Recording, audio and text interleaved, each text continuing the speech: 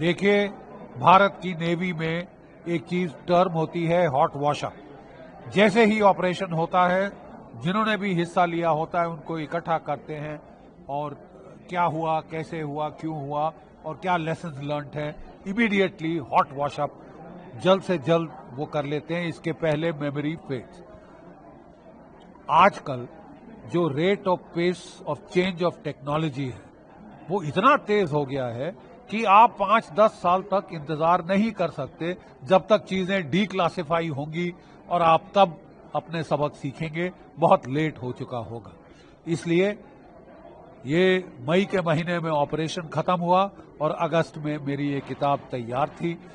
जल्दी इसलिए थी कि ऑपरेशन सिंदूर इज ऑन, चल रहा है और कभी भी 2.0 बन सकता है। त्रैशक्ति एक्सरसाइज चल रही है। पाकिस्तान तंग करने से बाज नहीं आ रहा है। लगता है तबीयत हरी नहीं हुई है, साफ नहीं हुई है। इसके लिए कभी भी ऑपरेशन सिंदूर जो कॉल्ड ऑफ नहीं हुआ 2.0 हो सकता है। इस किताब में मैंने बताया है कि 2 रेवोल्यूशंस इन मिलिट्री अफेयर्स चल रहे हैं। 2 क्रांतियां हो रही हैं। एक क्रांति है ड्रोन्स की, दूसरी क्रांति है एयर डिफेंस की। रशिया यूक्रेन वॉर में साफ जाहिर है, मिडिल ईस्ट में साफ जाहिर है कि ड्रोन्स ने रेवोल्यूशन ला दी है, क्रांति ला दी है मैदाने जंग में। मुझे बड़ी खुशी है कि भारत की सशस्त्र सेनाओं ने इंतजार नहीं किया, लेकिन दूसरे चलते ऑनगोइंग ऑपरेशन से सीखा और उनको पहले इंप्लीमेंट किया। हमारे सेना में कहते हैं कि we army is always prepare to fight the last war.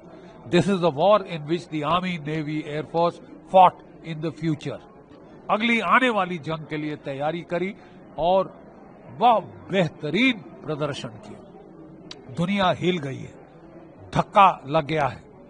चाहे अमेरिका, चाहे यूरोप, सब हिल गए हैं कि भारत, चाहे चीन हो, चाहे और कोई देश हो, उनको धक्का लग गया है भारत की टेक्नोलॉजिकल कैपेबिलिटी देखकर। ऑपरेशन सिंदूर में जो हमने नूर खान का कमांड एंड कंट्रोल पोस्ट ठोका, वहां पे एक एयर वेंट थी 45 सेंटीमीटर बाय 45 सेंटीमीटर। उसके थ्रू हमने ब्रह्मोस क्रूज मिसाइल फायर किया 300 किलोमीटर से। मतलब दुनिया हैरान है। ये क्रांतिकारी अचीवमेंट है। हमारे S-400s ने 316 किलोमीटर की दूरी पर पाकिस्तान का एवैक मार गिराया। वर्ल्ड रिकॉर्ड है। रूस, जिसने ये मिसाइल ट्रायम्फ मिसाइल बनाया, उसने भी 200 किलोमीटर तक पे टारगेट शूट डाउन करी है।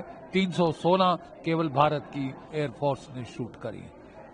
इसमें बहुत हमारे लिए कारगर लेसन्स हैं और जो हमको विश्वास दिलाते हैं कि पाकिस्तान का न्यूक्लियर ब्लफ कॉल्ड किया जा सकता है।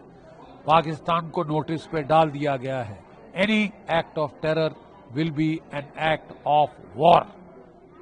Any act of terror will be an act of war. और इसके चलते हम जो है वो अब तैयारी कर रहे हैं अगले राउंड की। त्रैशक्ति एक्सरसाइज चल रही है। पाकिस्तान बांग्लादेश में हमें छेड़ने की कोशिश कर रहा है, सरक्रीक में छेड़ने की कोशिश कर रहा है।